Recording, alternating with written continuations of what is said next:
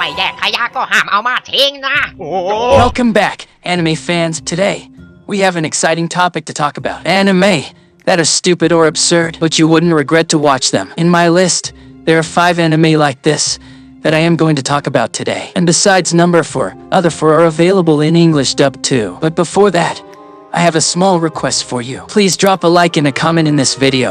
Also make sure to subscribe Thunderpoke. So, let's begin. Our first anime name is Girls und Panzer. In the world of Girls und Panzer, Wii-era tanks aren't just a historical relic.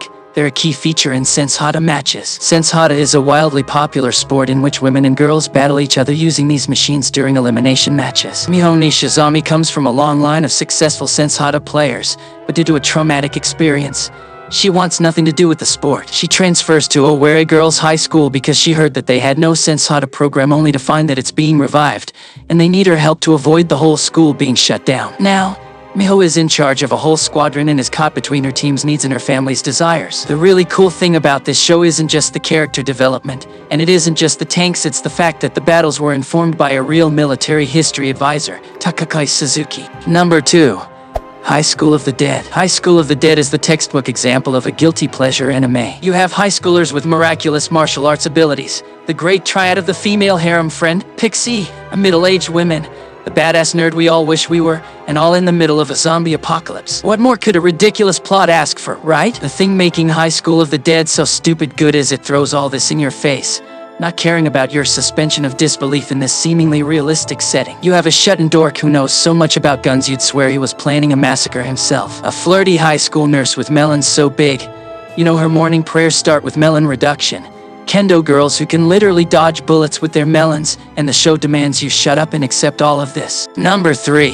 Sarasmani. Sarasmani is loosely inspired by actual Japanese mythology, but with a twist that only Kanifio Ikohara can provide. It tells the story of 3 boys who are transformed into Kappa by the Prince of Kappa, Kippy. He accomplishes this by pulling out their Shirikatama, a mythical organ that's removed through the anus. Why does he do this? In order to fight the Otter Empire, which is filling the world with Kappa zombies, beings that are created with the power of keeping powerful taboo desires a secret. It's a complicated, confusing storyline that's hard to explain to anyone without encountering raised eyebrows, but it's also really, really good. Number 4.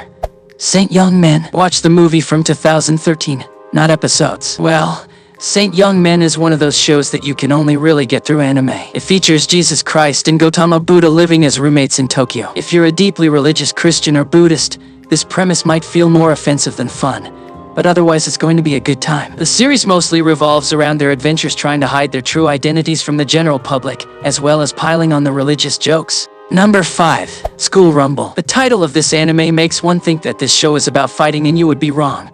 This show is about a love triangle with a plethora of zany side characters as the show goes on. The main character, Tenma, is a sweet, lovable, very dense girl who is head over heels in love with Kurosama, a dull young man who prefers curry to anything, and then their Harryman reformed Delinant who is madly in love with Tenman. While he looks tough and scary, he is actually very sweet, sort of dumb, and very creative. Plus animals love him. Basically, these 3 are a joy to watch as they are all very silly, enduring, and super obvious. Kurosama's rain gear is worth it. The show never gets too serious, and if it does, it doesn't stay that way for very long. The ultimate ending is a letdown, but ignoring that, it's still a super funny show. Well, that's it for today. If this video performed well, then I'm sure going to make more absurd anime recommendation video in future. Let me know and comment, should I make or not. For now, thanks for watching. I'll see you in my next video. Till then, bye bye and have a good day.